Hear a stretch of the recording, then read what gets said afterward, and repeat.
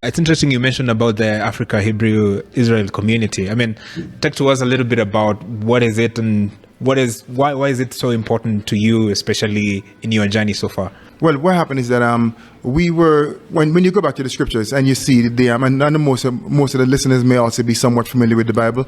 I mean, outside of the religious concept, but when you go back and you read, I'll take you like Genesis, like Deuteronomy chapter 28, verse 68, where it says that if these people disobey God, thus and thus is going to happen to them. It says you're going to be taken into slavery by ships. For 400 years, it says you go back in part of Deuteronomy. It says your countries are going to be colonized.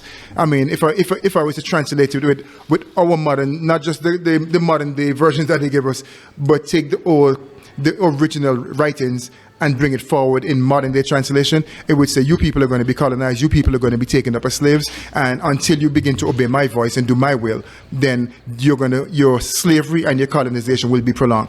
So a brother by the name of Ben-Ami back in 1966 had a vision that it was time for the children of Israel to return home to the promised land. And that started a journey of mostly what you may call African Americans returning to Israel and establishing what we call today the kingdom of Yah, or the kingdom of God.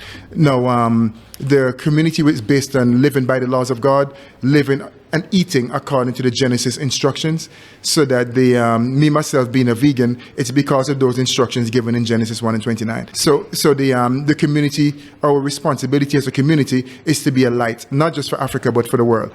And not in an egotistical way, are we the chosen people and you not, and we're not battling who may say they're Israelis or whatever, who occupies the land today, but simply our objectives.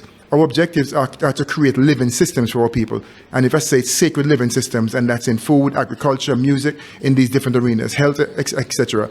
So the community's agenda, not religious at all, have been real deliberate that we are going to make sure we enhance life, protect life, and preserve life, starting with our people here in Africa. So we're working in Kenya, Ghana, South Africa, Nigeria, several countries. We're working in the continent at the same time.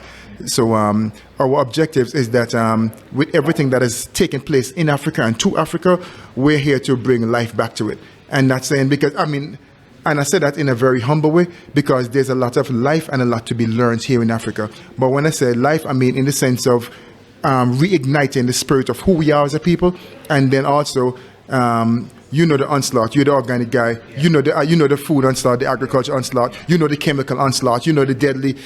There's so much that is attacking our people, attacking our food systems, attacking our immune systems, attacking our reproductive systems. So when I say to bring life back to it, we're here to shine a light in such a way that all people protect themselves from these onslaughts.